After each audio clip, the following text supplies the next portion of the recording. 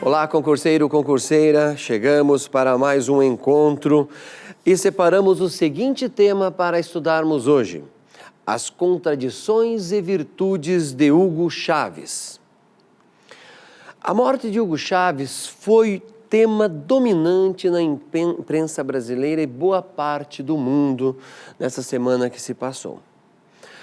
Hugo Chávez ocupava o cargo desde 1999 e era o líder democrático mais longevo da história recente da América Latina, tendo sido reeleito para o quarto mandato consecutivo no último mês de outubro, em 2012, e o período de seu mandato ia terminar em 2019.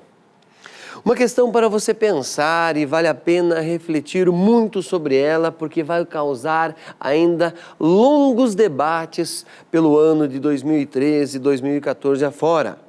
Veja lá, como Hugo Chávez, um paraquedista que se tornou presidente de um país do norte da América do Sul, com aproximadamente apenas 30 milhões de habitantes, ganhou tanta importância no mundo, a ponto de ser cunhado em sua homenagem o termo chavismo. Mesmo com sua morte, especialistas acreditam que sua mística e suas ideias permanecerão e inspirarão outros políticos, não só na Venezuela. Muitos o acusam de totalitarismo, mas ao mesmo tempo esquecem que antes dele existia uma democracia que espalhou uma pobreza absoluta na Venezuela. Veja só, concurseiro, concurseira, esses números. Acredita-se que a pobreza nesse país chegou a atingir 70% da população. Este é um ponto, por exemplo, que a maior parte da imprensa do nosso país não noticiou. É um problema muito sério em relação a isso.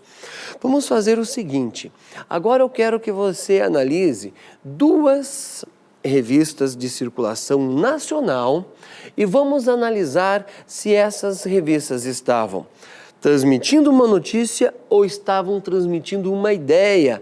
É importante quando fazemos uma análise de atualidade e até por uma questão de cidadania. Me acompanhe, a nossa primeira revista é a Veja. Vamos lá. Chávez, a herança sombria. E na revista Época, o seguinte título: Depois de Chávez. Olha que interessante, concurseiro e concurseira, essas duas capas. Praticamente é a mesma coisa, né? Colocaram o rosto dele e do mesmo lado foi dado a sombra. O que mudou foi o que se escreveu em cada uma delas. Uma falando da herança maldita e a outra anunciando um suposto fracasso na Venezuela. Essas duas manchetes eu quero que você compare comigo nos gráficos que nós vamos analisar depois. E faço também o seguinte comentário: olha que interessante, essas duas revistas não informaram e sim deram opinião a respeito da personalidade do Hugo Chávez. Mas eu quero não defendê-lo, até não sou chavista, tenho sérios problemas com a sua maneira de governar, não vou omitir aqui nesse momento a opinião. Eu quero que você ouça a resposta do Chávez a esse respeito. Acompanhe. Depois de sair da prisão, o senhor trilhou um caminho político, a via eleitoral, foi eleito em 1998, numa grande frente política, e fez reformas importantes na Venezuela. Ao longo do tempo, o senhor tem sofrido críticas de que o senhor tem tentado fazer algumas reformas legislativas que significam usar a democracia para tentar construir uma ditadura na Venezuela. Como o senhor responde à crítica de que usa a democracia para um dia se tornar um ditador? Bueno, en Venezuela eso ocurrió, pero no fue precisamente conmigo y con nosotros. Ocurrió a partir de 1961, con la Constitución que se aprobó aquel día, que fue hecha en pacto de cúpulas a espaldas de un pueblo, sin consultar a la población, y eso terminó siendo una verdadera dictadura disfrazada de democracia. Para nadie es un secreto que desde la cárcel, bueno, desde antes de la cárcel, nosotros traíamos ya una idea central en lo estratégico: convocar a una Asamblea Nacional Constituyente para cambiar la Constitución y refundar a la República y hacer una nueva estructura jurídico-política. Lo que logramos, gracias a Dios, no por vía militar, sino luego por vía popular democrática, a través de un referéndum nacional y una Constitución que fue discutida por todos y aprobada en referéndum nacional. La única en nuestra historia que fue hecha en referéndum y aprobada por todo un pueblo. Luego, ¿cuál dictadura? Una vez decía Lula, cuando le preguntaban por el dictador Chávez, dijo, bueno, en Venezuela más bien hay exceso de democracia, desde el punto de vista que hay elecciones todos los años en Venezuela. Qual é o percentual da economia que o senhor quer ver nas mãos do Estado? E quais setores? Só tem uma meta? No llega al 30%, solo que está concentrado en los sectores estratégicos. Ahí estaban privatizando el petróleo, la petroquímica, la siderúrgica, las empresas básicas del Estado, estaba todo el sector de telecomunicaciones privatizado, todo el sector eléctrico lo estaban privatizando, el agua la estaban privatizando cuando llegamos nosotros, las áreas estratégicas, allí el Estado tiene la hegemonía y debe tenerla. Concurseira, concurseiro, muito interessante essa comparação que fizemos aí. Duas revistas e a resposta do próprio Chaves. Um comentário aqui, independente das revistas estarem certas ou não, esse já é um problema que vem no Brasil desde a ditadura. Nós, como país, não aprendemos a trabalhar com a notícia, e sim dar a opinião, o que não há problema nenhum em você dar a opinião, mas aí você tem que se posicionar e dizer qual é a sua linha de pensamento, qual é a sua ideologia, e não usar a falácia da chamada neutralidade, porque nenhuma das revistas são neutras e nem o discurso do Chaves é neutro. Ou melhor, não existe ninguém neutro. Eu mesmo aqui falando acabo de uma maneira ou de outra transmitindo uma ideologia para você, mesmo que eu me esforce para não fazer, eu vou, é claro, transmitir isso. Voltando novamente à Venezuela, lembre-se que, de um ponto muito importante, mais de 90% da receita da Venezuela vem do petróleo, ok? Então, isto acaba sendo um problema sério para o país. Outro ponto, porque ele, Hugo Chávez, em 14 anos de poder, se transformou em um mito. Deu para nós analisarmos pelas imagens na TV, grandes romarias, pessoas que ficaram mais de 24 horas para ver o seu corpo sendo velado. Eu entendo que nós vamos poder visualizar esse mito que Hugo Chávez se transformou nesses dados que analisaremos agora. Me acompanhe nessas imagens. O título desse gráfico é Raio-X, mas analisaremos dado por dado. Olha só, 1999 a 2012, como que eram os dados econômicos, o PIB da Venezuela? Em 99 ele estava em 91 bilhões. Olha o salto que ele deu, indo para 320 bilhões. Então foi um aumento bastante significativo. E a distribuição de renda? No mesmo ano, 99 a 2012, a distribuição de renda foi de 3,6% para 5,4%, um aumento extremamente significativo, quase dobrando a melhoria da distribuição de renda. Então, até aqui só vemos pontos positivos para Hugo Chávez. Vamos agora para o PIB per capita na Venezuela. Muito bem, PIB per capita por cabeça, per capita do latim, ok?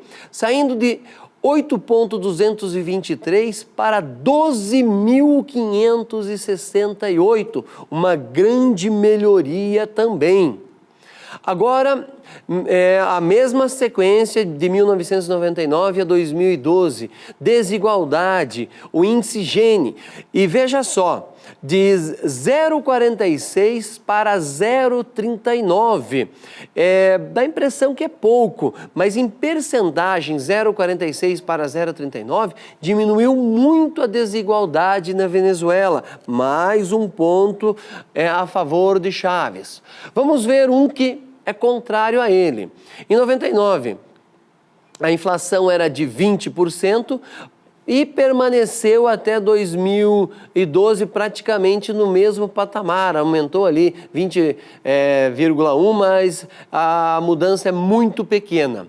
Veja o analfabetismo, olha que interessante, tinha em 99 praticamente 9,1 de analfabetos na Venezuela e chegou a menos de 5, 4,9, uma mudança extremamente significativa. Outro ponto a favor.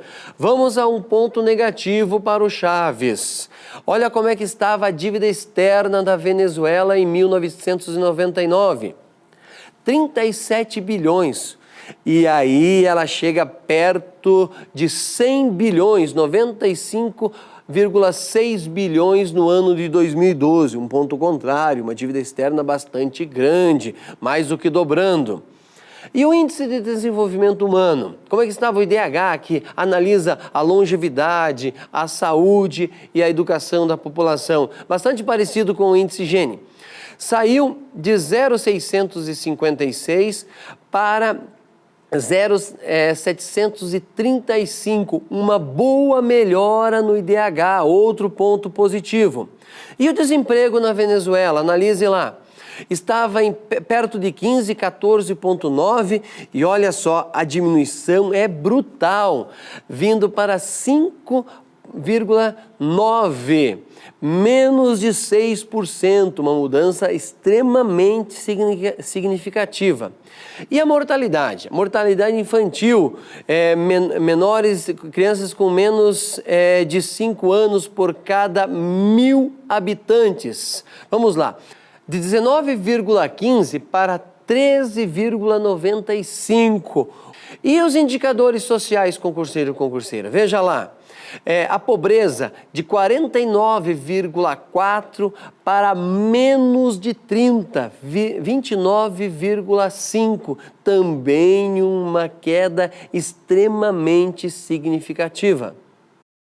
Concurseira, concurseiro, você teve aí a oportunidade de analisar 3 ideias distintas, as 2 revistas e este gráfico. É claro que existem muitas outras, ok? Não daria tempo aqui de nós fazermos uma análise completa. Mas fique aí a dica, por exemplo, se esses gráficos fizessem parte das 2 revistas, quem lesse essa revista teria uma visão completamente diferente do Hugo Chávez. Só para dizer para você que uma manchete pode nos enganar, seja a favor ou contra a uma pessoa. Agora é o seguinte, uma pergunta que eu quero destacar. Qual será a leitura que a história fará no futuro de Hugo Chávez? Alguns podem entendê-lo como um grande populista e até como um ditador que perseguiu a imprensa e impôs suas ideias em todas as esferas de poder. Outros, concurseiro, podem entendê-lo como o único homem que enfrentou as grandes forças globais que tinha transformado a Venezuela em um país de pobres, ou seja, uma pequena elite que se beneficiava da pobreza venezuelana. E ele conseguiu fazer esta mudança. São 2 visões e fica para você tomar a decisão. Separei para você uma questão que nos ajuda a refletir sobre esse tema e como que a banca pode colocar atualidades usando esse tema na sua prova. Veja lá, a figura representada a seguir se refere. Olha só, nós temos aí uma imagem para você analisar. E olha o que está escrito nessa imagem, além do perfil que existe no seu centro. Alternativa Bolivariana para a América, ALBA. E olha que interessante, usou o continente americano, o termo América, aí para todo o continente. Não está separando em América do Sul, América Central, América do Norte ou América Latina e América Anglo-Saxônica. Ele pegou todo o continente. Essa palavra tem força e você deve guardar. Vamos ver o que dizem as assertivas e qual pode combinar e qual combina com a figura. Letra A doutrina Monroe, que proclamava os Estados Unidos como guardiões de toda a América. Lembra da frase? América para os americanos?